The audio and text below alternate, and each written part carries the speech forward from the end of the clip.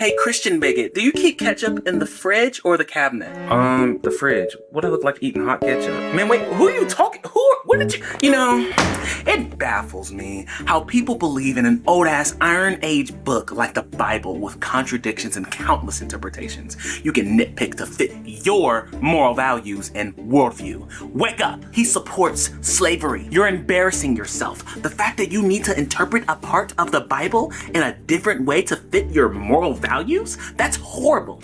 Just shows that you're a better person than the men who wrote this book and use it for their own propaganda and agenda to rule gullible people back then that didn't understand science and how the world worked. You just yapping. You're misinformed and uneducated. Have you ever read the Bible yourself? I'm gonna be right black. Stay white here. But I'm black. I can read and articulate and see what the God of the Bible is trying to communicate to me. You're not about to strawman and make God out to be some type of monster when we can clearly understand his perspective and what's going on here. It's because of your emotional state of what some other humans on their own free will had done to us in the past. Do you really know what they did? They took God's word and ripped pages out of the Old and the New Testament to fit the narrative of enslaving other people. They gave them a slave Bible. So it's not the same Bible we have to its core today. We have the history for this. Look into this. Inside Washington's Museum of the Bible, a single volume that is like no other. The so-called Slave Bible, remarkable not for what's in it, but for what's not. So about 90% of the Old Testament's been removed and about 50% of the New Testament's been removed. To put it another way, a normal King James Version has 1,189 chapters in it. The Slave Bible has only 232. Missing are chapters and verses that might have encouraged uprisings. Book of Exodus, redacted. No story of Moses demanding Pharaoh, "Let my people go." Gone is Galatians, and the verse, "There is neither bond nor free, for ye are all one in Christ Jesus." And no Jeremiah, "Woe unto him that useth his neighbor's service without wages." What they've left in are verses such as Ephesians 6:5, which is the famous verse, "Slaves, be obedient to your master." Looking at this Bible, it's hard to tell that anything's been taken out of it. That's correct. I mean, it looks like a normal book. For many enslaved Africans, this would have been the first time they were exposed to the Bible. A Bible selectively edited to instill obedience, using religion to underpin the horror of slavery. When people encounter this exhibit, what lasting impression do you want them to leave with? But we want to pass the message on that may this never happen again. The Bible itself is a whole book. It's not one that you get to carve up and use this piece or that piece. The Slave Bible designed to repress rebellion, but it didn't work.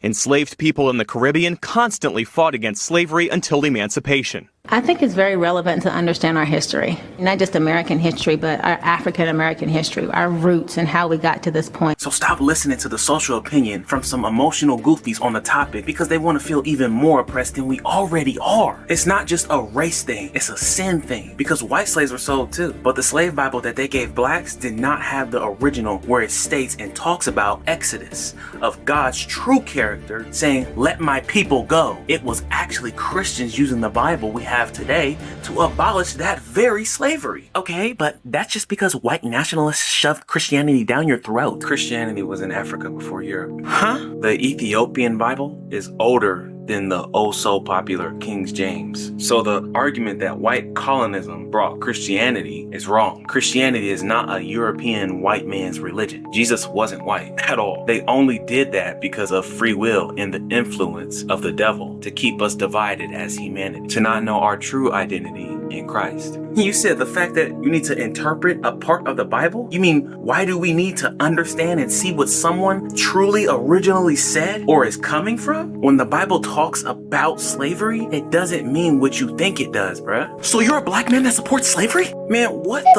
how does that logically follow? I'm saying context is important. Why? Look how easy it is to be racist.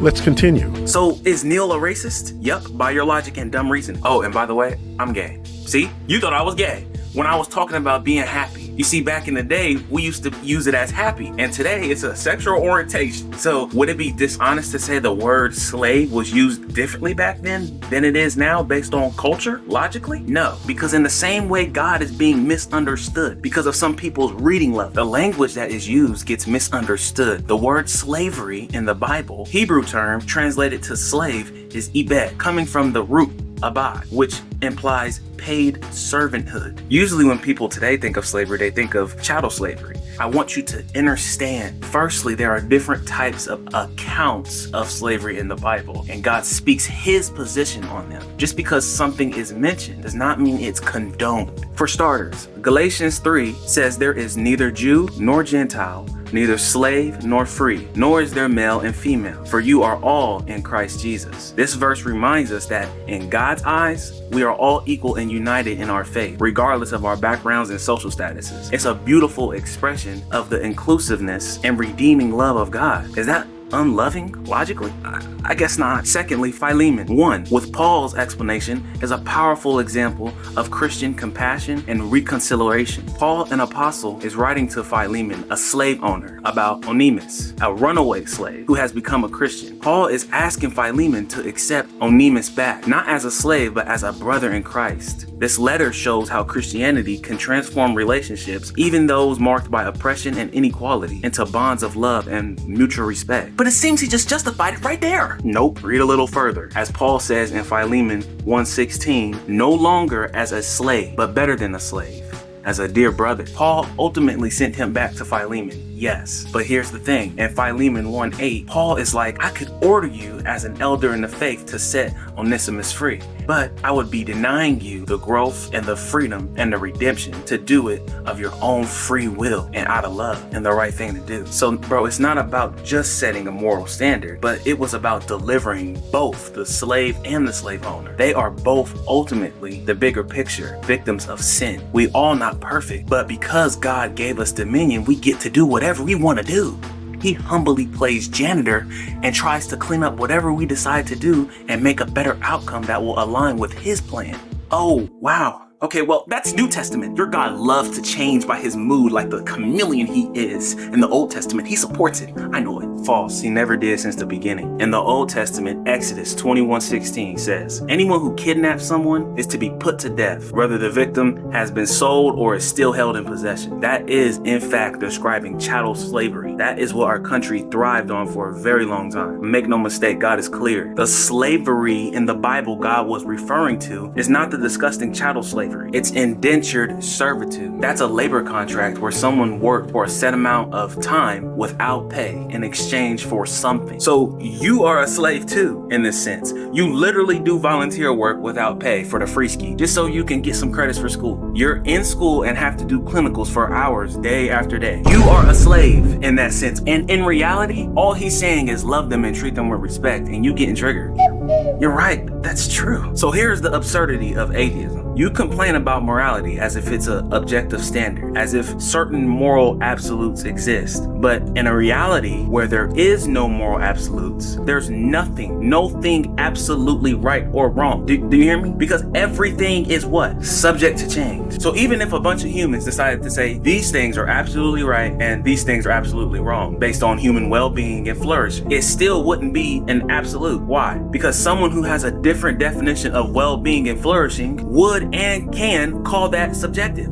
That's a huge problem and opens doors for people like Hitler to be justified. If there is no moral authority, there is no moral absolutes. So you're making a moral objection without a justification for your moral complaints. This is why I cannot be an atheist, because in a worldview like this, chattel slavery is actually more justified, possible, and likely to be carried out. And I'm glad I don't have to live in a world like that thanks to Jesus' values. I want you to understand, if you put morality in human hands, it falls apart every time. Only in God's hands is it maintained objectively. The reason people struggle to understand the accounts of the types of slavery in the Bible is because ultimately in their own heart, they don't want anyone or anything above them to tell them what they can and cannot do. God, being above all, only wants to mirror that with people and positions and have you respect authority within reason. It's like how God says, honor your mother and father in the Lord. So if your parents are not in the Lord and they are physically abusing you in ways A, B, and C, they are not in the Lord and within reason, then you simply don't. You go your own way and you make your way out of there respectfully. Just like when God told Abraham, come out and leave his country and family and come follow me, because people unfortunately gonna eventually do us wrong. The love that God has is a different transcendent love. Life is unfair, but God is fair. Don't get the two mixed up. Ask yourself, if the Bible actually condoned slavery, why did they have to take out so many pages from the Old and the New Testament to push a false narrative? To spoon feed the verses out of context while keeping them ignorant to the truth on the rest of the Bible. You see what I'm saying?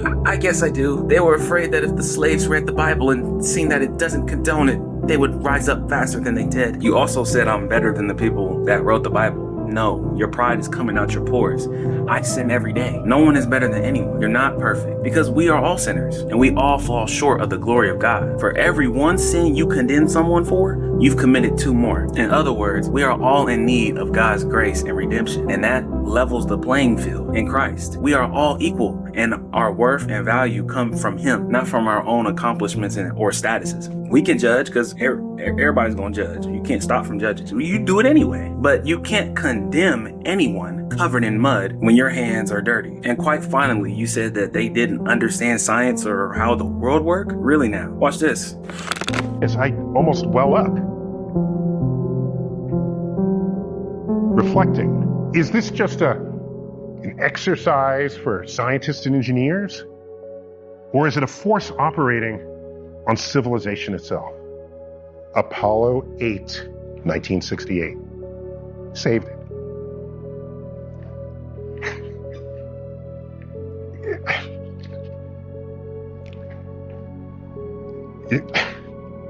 Sorry. These are 3 astronauts. They were in space, going to the moon and back at the end of December, during Christmas. They decide, it's their choice, okay?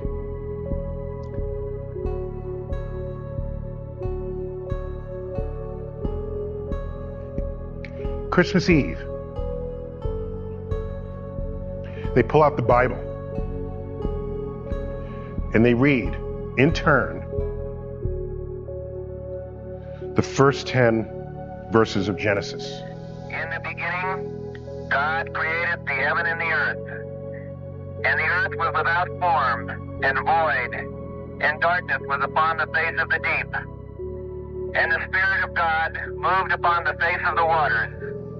And God said, "Let there be light." And there was light. Don't count myself among the ranks of believers. They're seeing Earth the way no one has seen Earth before. They're seeing the moon the way no one has seen the moon before. They were compelled to read from the Bible. Maybe I judged the book by its cover, but I know there's more. Nah, literally. Oh, and hey, get on my grip.